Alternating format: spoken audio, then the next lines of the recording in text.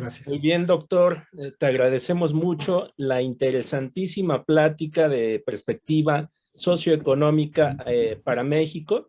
Nos has ilustrado bastante bien. Esto es lo que necesita el partido, este tipo de temas, este tipo de charlas, porque seguramente habemos gente aquí que tenemos contacto, ya sea con colegas, con emprendedores, con alumnos, con estudiantes, con académicos, con políticos, y aprender de este tipo de situaciones a veces un tanto cuanto complejas, y con la claridad que hoy nos las has presentado, pues nos sirve de sobremanera. Ahora te agradecemos mucho, doctor, y pues vamos a abrir los micrófonos y ojalá que ahorita al final se escuchen los aplausos que bien te mereces. Vamos a dar la palabra a todos y cada uno de las personas que van a participar.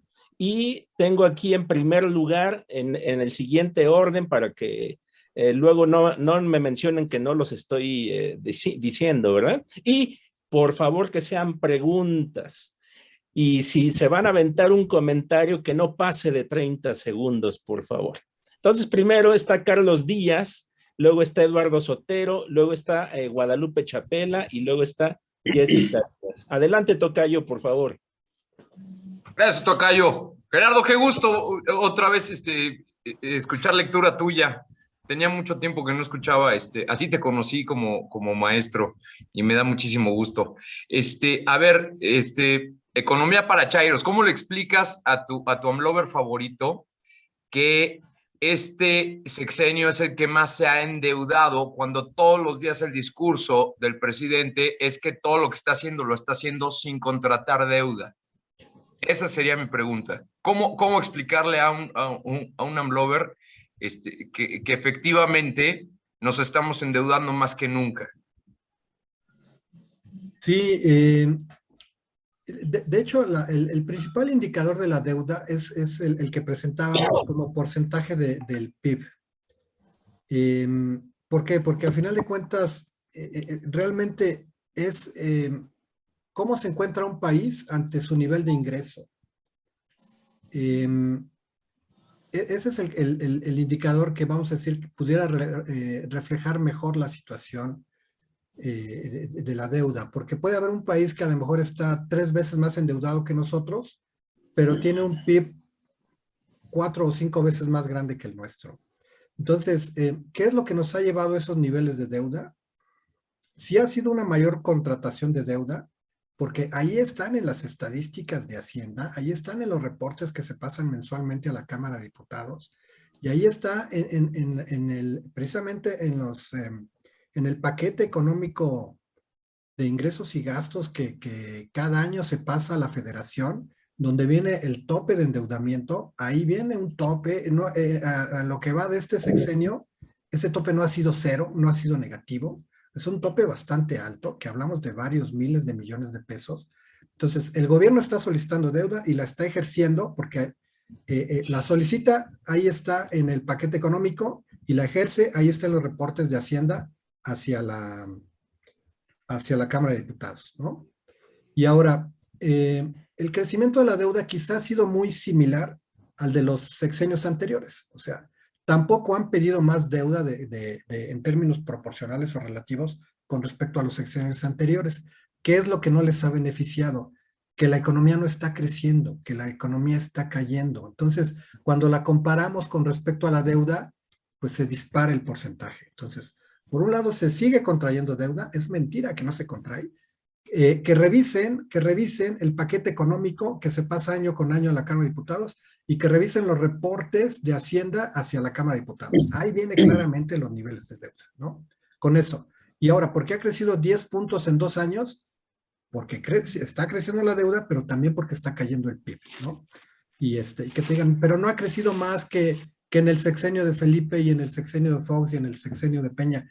Quizá se ha pedido situaciones muy similares, pero el problema es que no han manejado el crecimiento de la economía.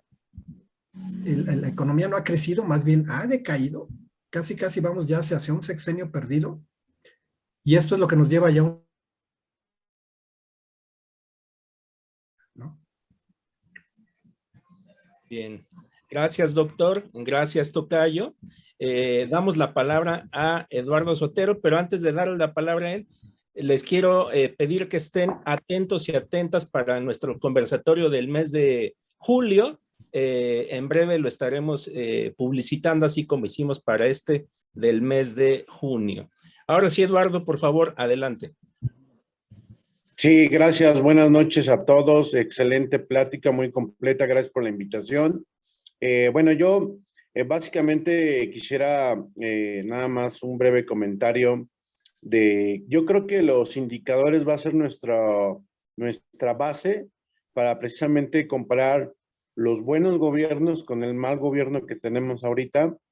Y básicamente yo creo que sí tienes razón en que hay que tener gobiernos, y más los gobiernos panistas que sí lo están haciendo,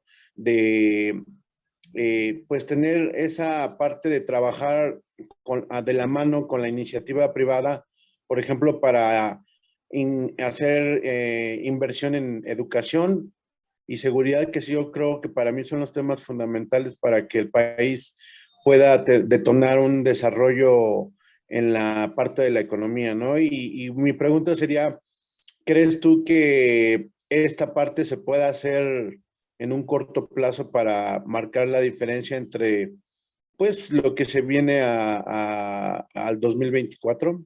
Gracias, saludos a todos. Sí, gracias por la pregunta, Eduardo. Pues la participación, lo que le llaman la triple P, ¿no? Participación pública-privada, pues realmente es lo que se recomienda, precisamente cuando los ingresos no son suficientes y el gasto público se tiene que redireccionar hacia prioridades. Por ahí está la salida, ¿no? Miren, cuando se canceló el aeropuerto era lo que se ofrecía, lo construía la iniciativa privada cuando se canceló Texcoco. El gobierno no va a gastar, que lo construya la iniciativa privada. Pues no, se dijo que no, ¿no? La refinería, ¿por qué la tiene que construir el gobierno cuando no es un gasto prioritario en este momento que estemos produciendo gasolina, que incluso nos va a salir más cara que producirla aquí? Son millones de dólares lo que se va a gastar en esa refinería. Pero es un tabú, ¿no? O sea, hablar de que la iniciativa privada construya una refinería es un tabú, es un tema ideológico que acaba rebasando las necesidades, ¿no? Las necesidades prioritarias del país. Ahora, si lo podemos hacer, la participación pública-privada, de que se puede hacer, y de hecho es una de las cosas que se pueden hacer de inmediato, pero para esto yo creo que se necesita, voluntad del gobierno federal, voluntad de los gobiernos locales y voluntad de los congresos, para que quede sentado en las actas respectivas, en las leyes respectivas, en los paquetes económicos respectivos, cómo quedarán las participaciones en ciertos proyectos y desde luego cuáles serán los complementos que tendrá que hacer la iniciativa privada con las leyes adecuadas para que posteriormente no hayan los rescates como los que hubo allá en los 90s, ¿no? Por proyectos no evaluados adecuadamente y precisamente también para que el sector, sean concesiones que el sector privado tenga durante algunas décadas, pero no lo haga dueño de recursos naturales o de áreas estratégicas, regiones estratégicas, minas estratégicas, por ejemplo, sino concesiones y reguladas adecuadamente con las leyes adecuadas y los proyectos debidamente evaluados para posteriormente no caer en esas situaciones de rescate, ¿no? Pero esto con una Cámara dispuesta, con congresos dispuestos y con gobiernos dispuestos, pues esto se puede hacer en la inmediatez, ¿no? Bien, gracias doctor y gracias Eduardo por la pregunta.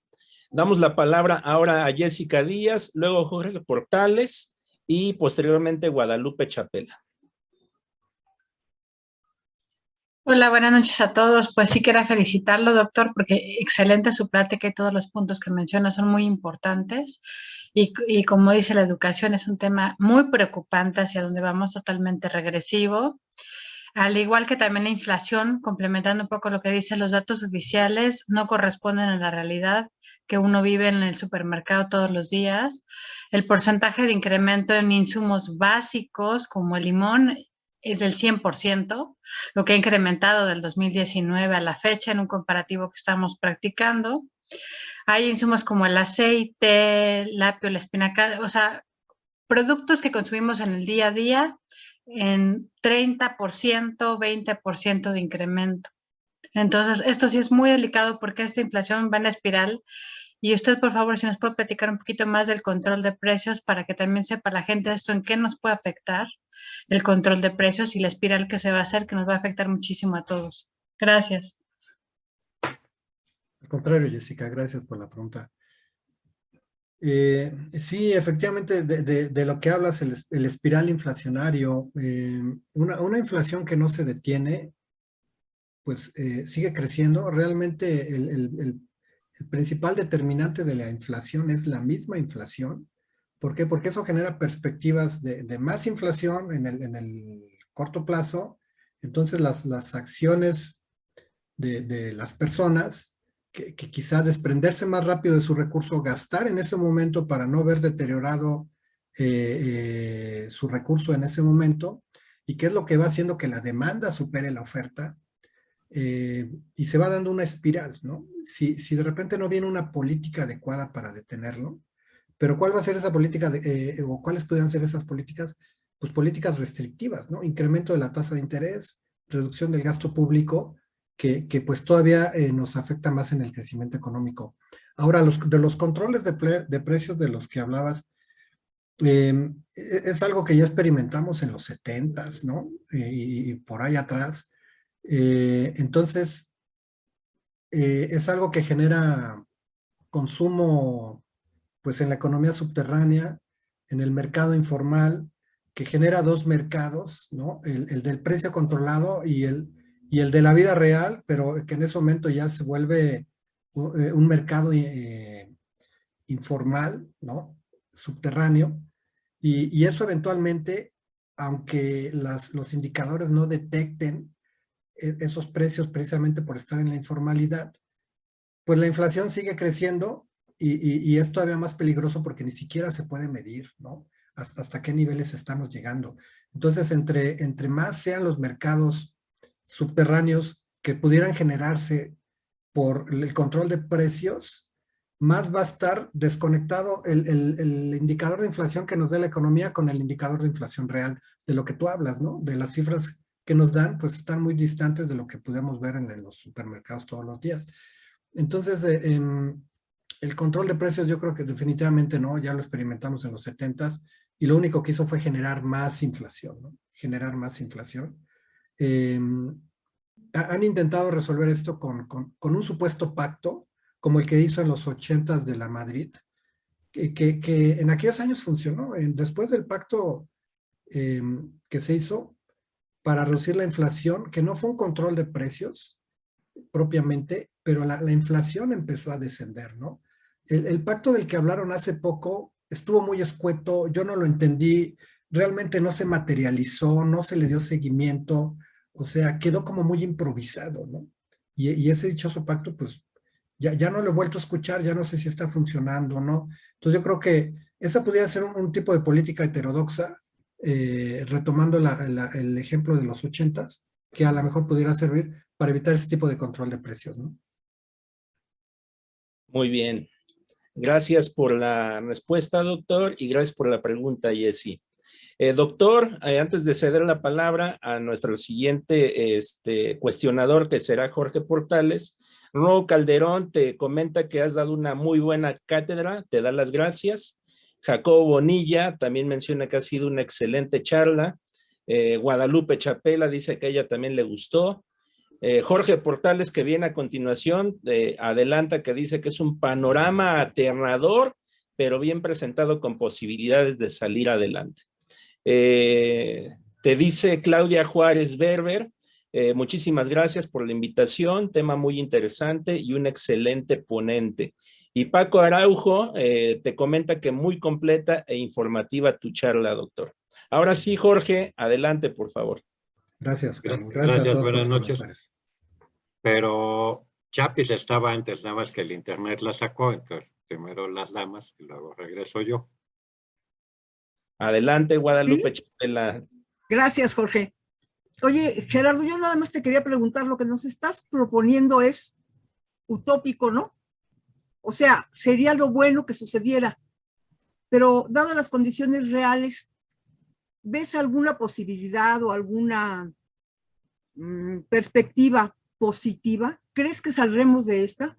Porque lo que propones depende de que el gobierno lo acepte, lo haga, de muchas cosas. Es como lo ideal, pero en la realidad real, ¿crees que habrá alguna posibilidad de que salgamos o de plano mejor nos cambiamos de país?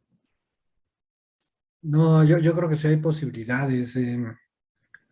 Yo diría que ahorita hay dos indicadores que no nos han dejado tocar más fondo, ¿no? Que es uno, el Banco Central, que sigue haciendo las cosas con seriedad, yo diría que todavía con autonomía, y que tiene esa cantidad inmensa de reservas, que no la tuvimos hace décadas, ¿no?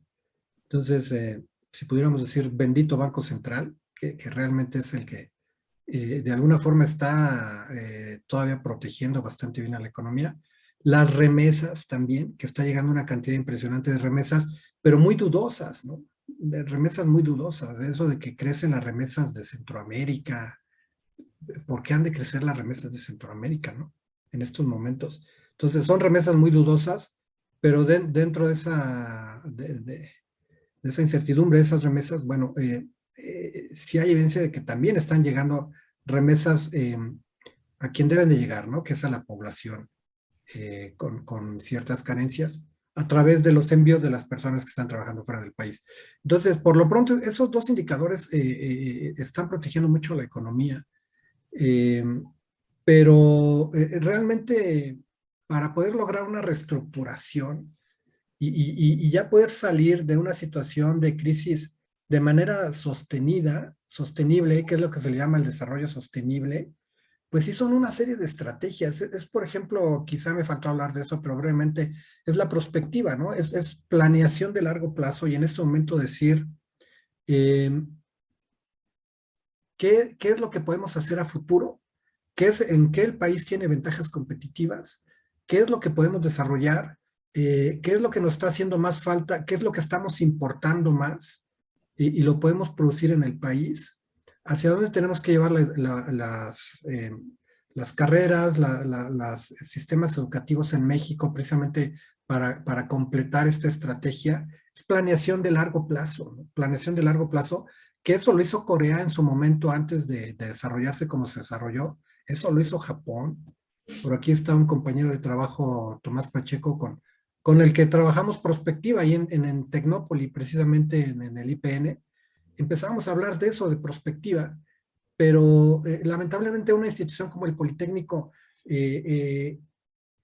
no es verdaderamente la encargada de hacer la prospectiva a nivel nacional. Eso tiene que ser el gobierno federal. Entonces tenemos que hacer planeación de largo plazo y además sumarnos a esta serie de indicadores del desarrollo sostenible, ¿no? Que tiene que ver con educación, que tiene que ver con salud, con reducción de la pobreza, con innovación, con investigación, con desarrollo, pero antes que otra cosa, redireccionamiento del gasto, mejora de la recaudación fiscal, mejoramiento de los ingresos. Sí, podemos seguir listando, ¿no? Pero sí se requiere de toda una planeación estratégica a nivel nacional, pero también se requiere de mayorías en las cámaras, se requiere de congresos que estén conscientes con esto, se requiere de gobiernos que estén conscientes con esto. Entonces, políticamente tenemos que seguir haciendo mucho para poder impulsar estas mayorías que requerimos, ¿no? Que requerimos y concientizando a la población. Yo creo que hoy este tema de mover las almas, pues por ahí va, ¿no? Por ahí va. Porque creo que estamos cayendo en una política de gestión de la pobreza, o sea, mantener la pobreza a cierto nivel de tal forma que una persona pueda ser manipulada con un recurso, pueda ser dependiente de un recurso y políticamente rentable que aporte un voto y parece que hacia allá vamos, ¿no? A una política de gestión de la pobreza, pero es difícil decir, ¿no? Pero sí hay que dar un cambio radical.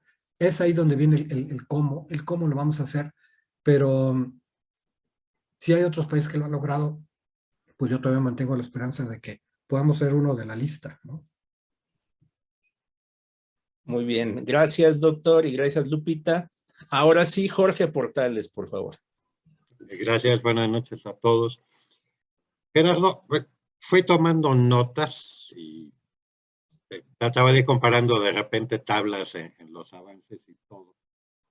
Entonces, hay algo que me llamó la atención. Presentas un cuadro en el que ciertos países se recuperaron muy rápido de la pandemia. China, Turquía, Rusia. Sin embargo, presentas una tabla en la que el crecimiento del PIB de Rusia y de Turquía es negativo. Tal vez en Rusia lo puedan tener un poco por la parte de la guerra y que por lo visto ahí no le funciona como Estados Unidos, que muchas veces la guerra levanta la economía. Parece que en Rusia no. Y el otro mostraba las tablas de nuestra situación como país, ¿no? Y de lo poco que está subiendo son las exportaciones, pero como que no se refleja en los otros puntos. Entonces, la duda sería, ¿cuáles son las exportaciones que están creciendo o por qué no nos está beneficiando en los otros rubros? Gracias. Sí, Jorge, gracias a ti. Pregunta muy interesante, capciosa. Sí, por ejemplo, Turquía sí tuvo una caída del PIB. Quien no la tuvo fue China, pero Turquía sí tuvo una caída del PIB negativa. Entonces es de repente ahí donde aparece con crecimientos negativos, ¿no?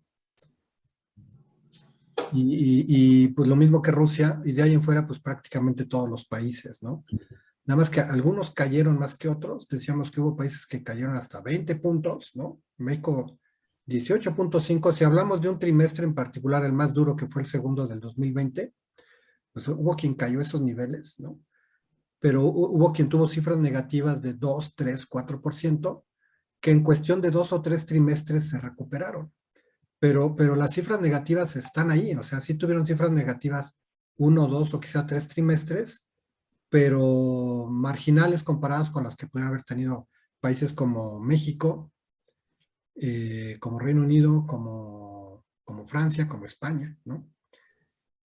Ahora, la ventaja es que estos países se han venido recuperando más rápido que México. Eso es un hecho.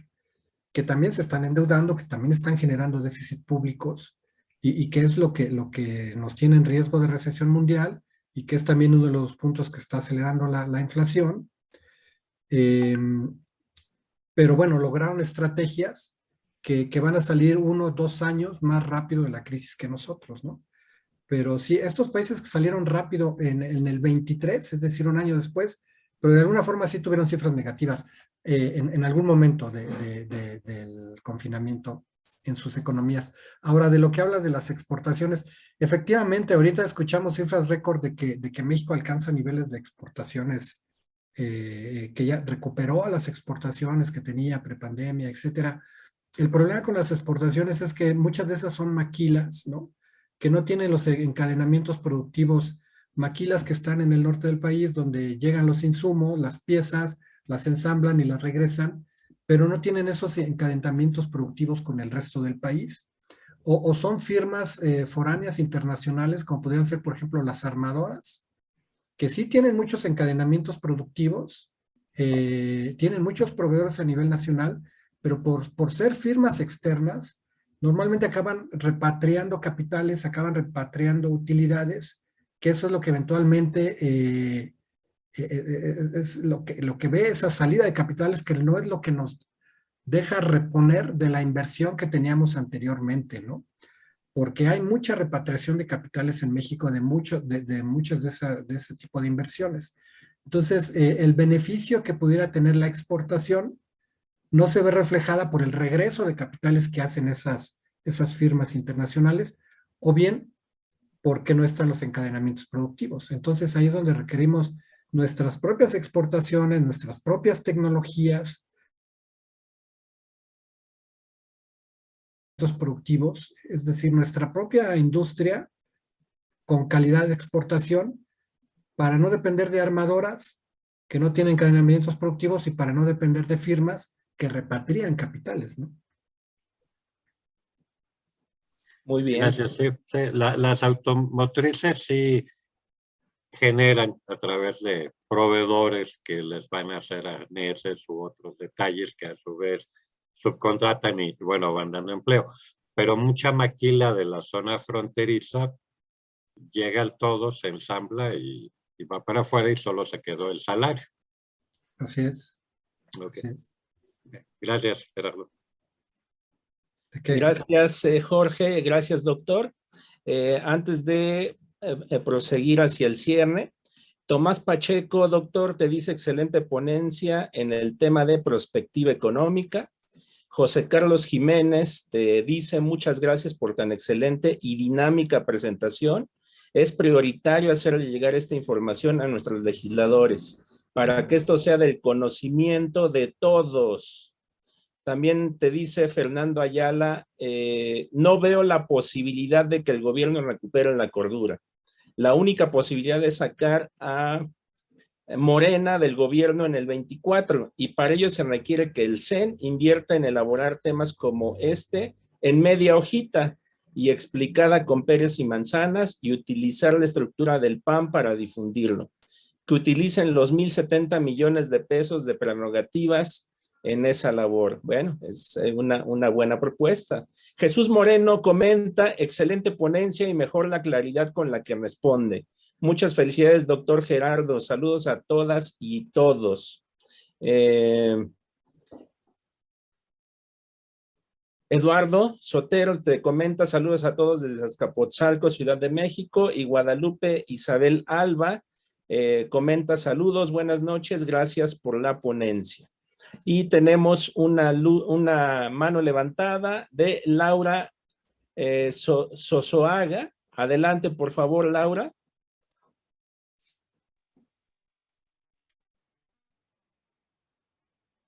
Sí, buenas noches a todos y buenas noches, Gerardo.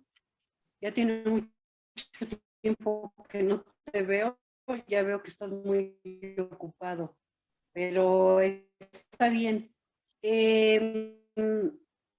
Comentando sobre la ponencia que nos has dado, coincido un poco con Guadalupe, que es un poco utopía todo lo que esperamos que vaya a ser el gobierno, que realmente sabemos que no lo va a hacer.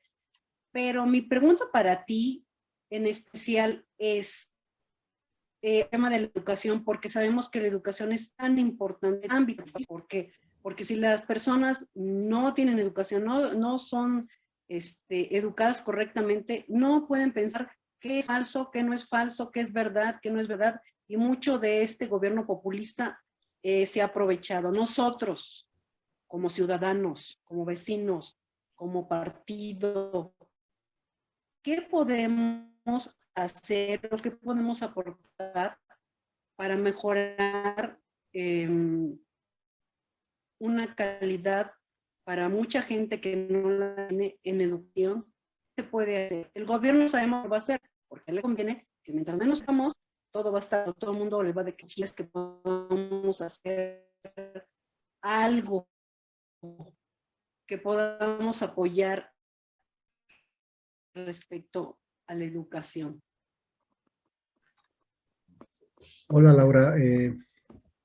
Pues igual mucho gusto en Creo que ya se fue. Ya no me esperó.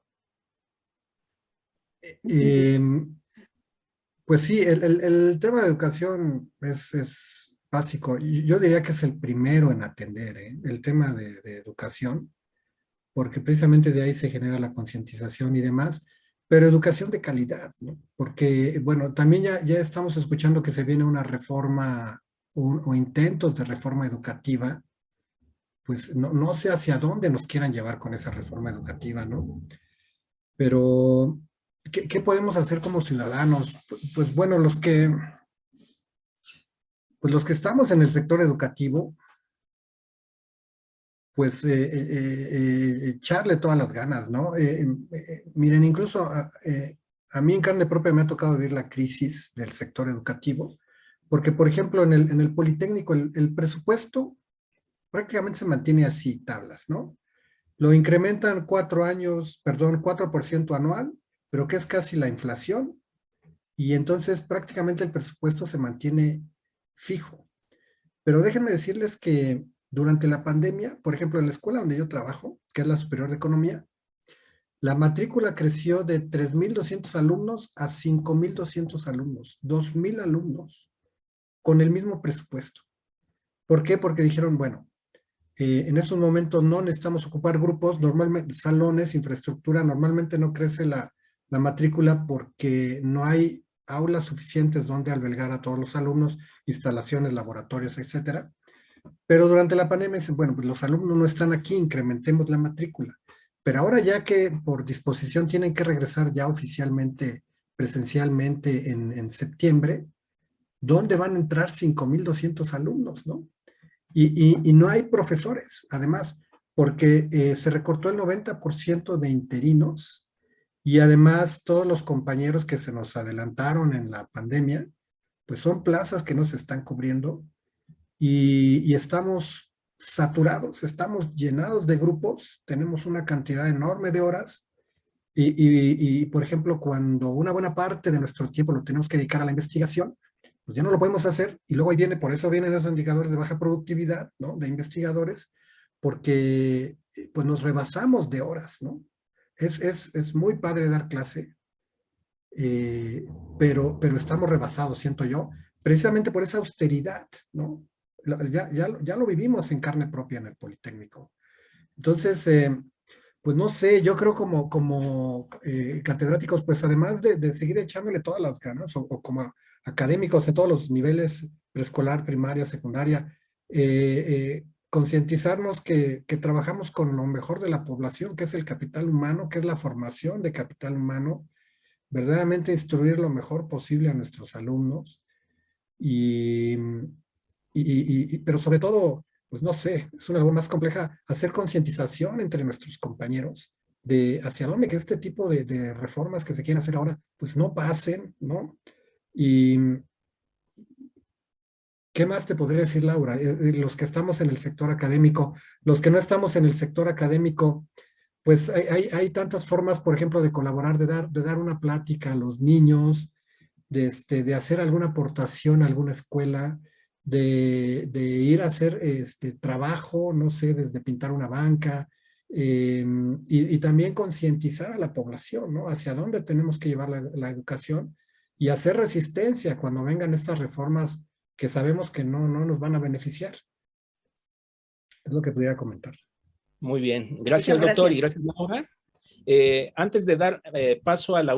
Quiero leer los últimos mensajes, doctor. Muchas felicidades al doctor. Una disculpa, entré tarde. Lo que escuché, excelente. Ojalá se pueda difundir. Saludos a todos. Ahí lo dice Víctor Posada y pues una tarea aquí que le encargamos siempre a nuestro buen amigo Jorge Portales. Por supuesto que estará difundiéndose la grabación en YouTube a la brevedad. Dice Jorge Portales, que lo hemos mencionado, esa reforma educativa va a llevarnos al hoyo más rápido. Y Claudia Juárez Berber nos comenta que el sentimiento de mover las almas es necesario. En el SAT están sacando al personal con experiencia y están metiendo a jóvenes inexpertos por compromiso a Morena. A nosotros nos toca promover la cultura de estar al pendiente del SAT y también considero lo que comentaba Carlos Díaz, tener un argumento fácil de entender para lidiar con los AMLovers. Se están dando cuenta que ya no les alcanza. Buen ejemplo para los AMLovers. Es lo que nos comenta Claudia Juárez. Ahora sí, Eduardo, última pregunta de la noche. Te escuchamos con gusto.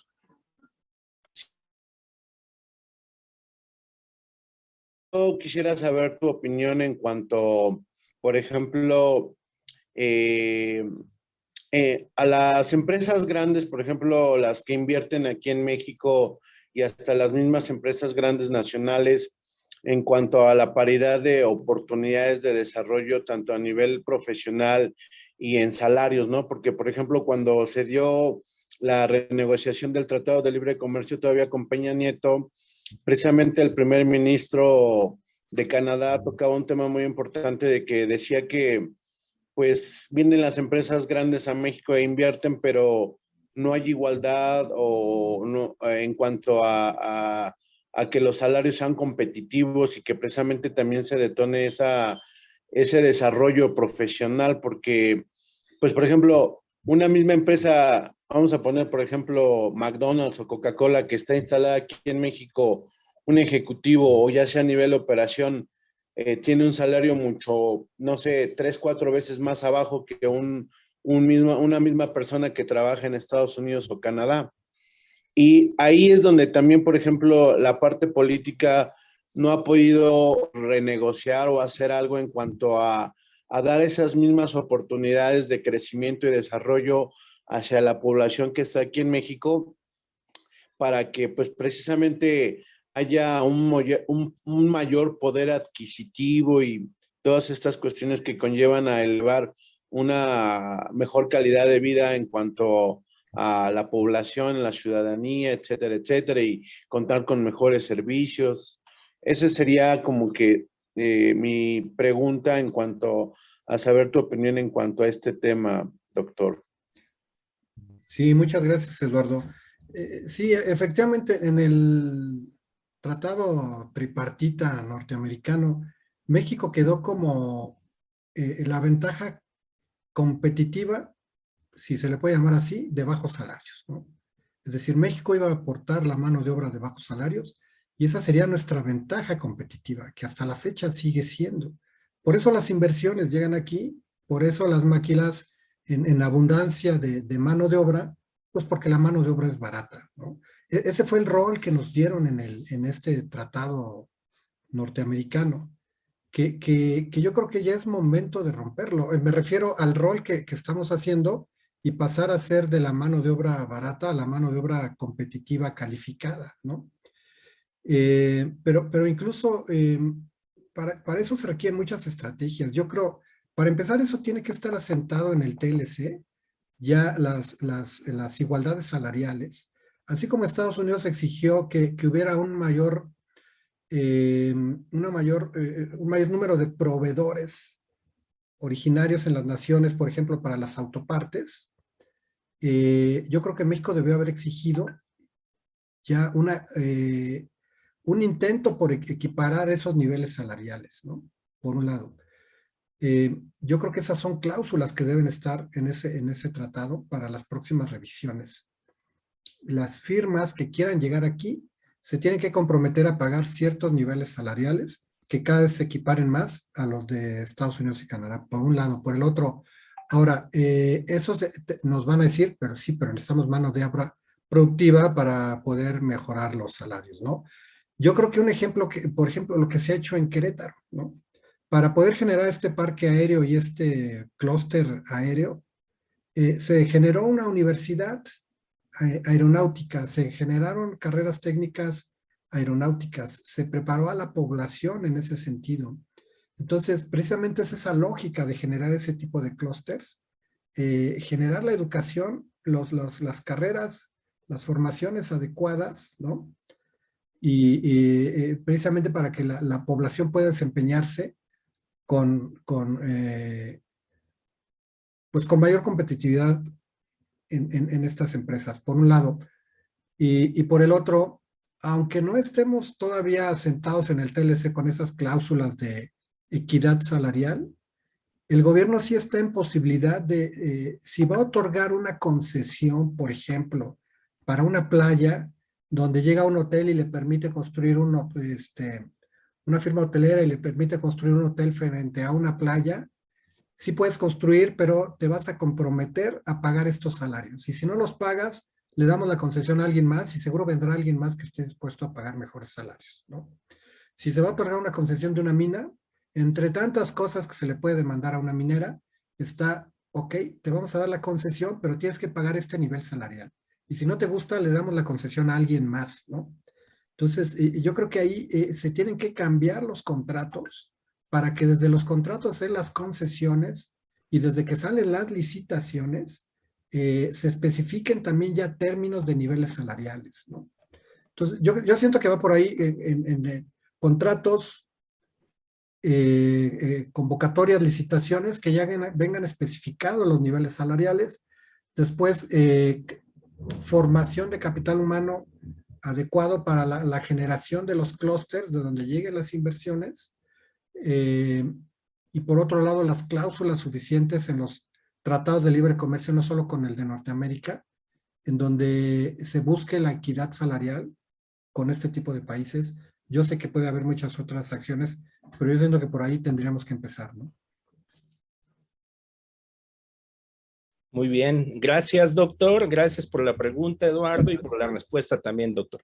Arturo Becerra Oropesa nos comenta en el chat, saludos a todos, los temas son amplísimos, vaya que sí, ¿verdad Arturo? Ojalá que haya otros programas que dejen mucha riqueza de conceptos y falta de tiempo para concretar cada tema, Apuntando a la que sigue y reitero, felicidades. Y como les comenté hace unos minutos, pues estén atentos y atentas para la publicidad de la plática del conversatorio de julio. Doctor Gerardo Ángeles Castro, muchísimas gracias por tu tema de perspectiva socioeconómica de México. Ha sido todo un éxito, como te has dado cuenta. Agradecemos mucho a Jacobo, a Lupita, a todo el equipo de panistas organizados, pero sobre todo ustedes que se conectaron esta noche muy lluviosa, al menos acá por el sur poniente de la ciudad.